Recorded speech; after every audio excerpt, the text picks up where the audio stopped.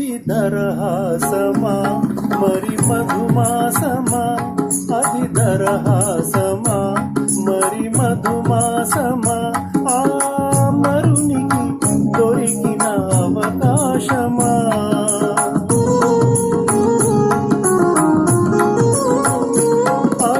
అవిచరణములా శశికిరణములా విచరణములా శశికిరణములా నా తరుణ భావన హరిణములా అభినవ తారవో నా అభిమాన తార